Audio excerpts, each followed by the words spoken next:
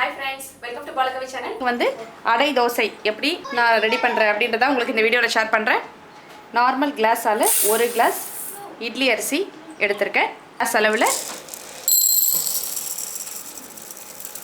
பாதி டம்ளர் கடலை பருப்பு, பாதி டம்ளர் துவரம் பருப்பு சேர்க்கிறேன்.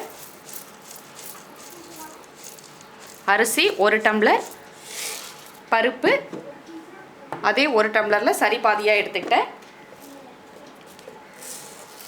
1 ஸ்பூன் அளவு பாசி பருப்பு, அவ்வளோதான். இதையும் இந்த அரிசியோடு சேர்த்து ஒரு 3 மணி நேரம் நல்லா ஊற வச்சு எடுத்துக்கிறேன்.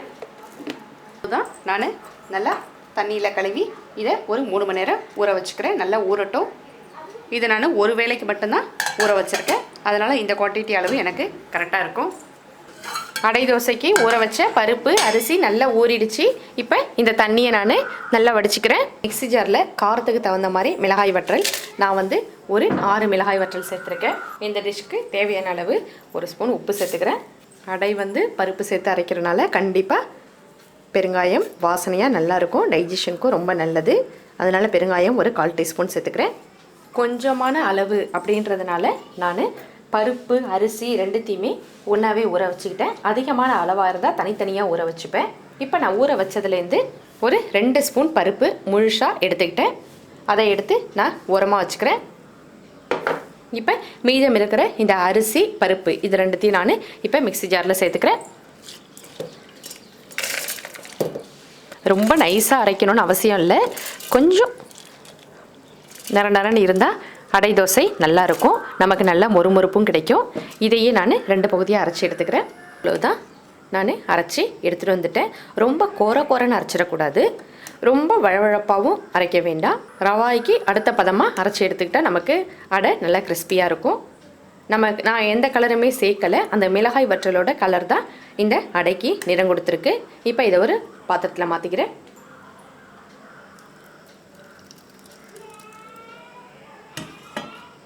நான் கொஞ்சமாக எடுத்து வச்சுருக்கிறேன். இந்த பருப்பையும் இதோட நான் சேர்த்துக்கிறேன். சேர்த்து ஒன்றா மிக்ஸ் பண்ணி விட்டுக்கிறேன். இப்போ நான் இந்த தோசை பேனில் 1 ஸ்பூன் ஆயில் விட்டு உளுத்தம்பருப்பு இதில் நான் சேர்த்துக்க போகிறேன். என்னோடய டிஷ் தோசை வெரைட்டிஸ் எல்லா வெரைட்டிலையுமே நான் இந்த மாதிரி தாளித்து சேர்த்துருப்பேன். அது ஒரு விதமான டேஸ்ட்டாக இருக்கும் தாளித்து சேர்க்கும் போது. இதில் உளுத்தம்பருப்பு முழுசாக வாயில் தென்படும் போது அடைக்கு நல்ல டேஸ்ட்டாக இருக்கும். ஃபஸ்ட்டு கருவேப்பிலை சேர்த்துக்கிறேன், மல்லியை சேர்த்துக்கிறேன், வெங்காயம் சேர்த்துக்கிறேன். இதை வதக்கிக்கிறேன். இப்படி தோசைக்கல்லோடு வதக்கும் போது தோசைக்கல்லும் நமக்கு நல்லா பழகும், தோசை நல்லா எடுக்க வரும்.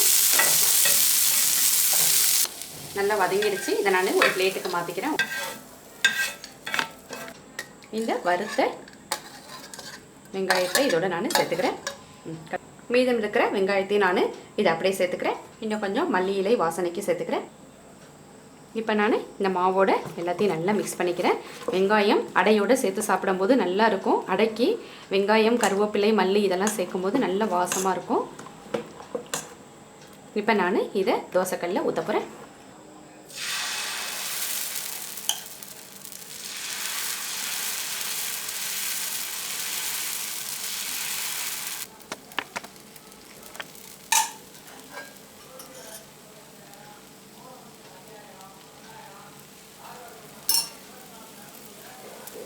நல்லா நான் ஓரங்களில் எண்ணெய் ஊற்றினோடனே நல்லா மொறுன்னு வருது பாருங்கள், நல்ல டேஸ்ட்டாக இருக்கும்.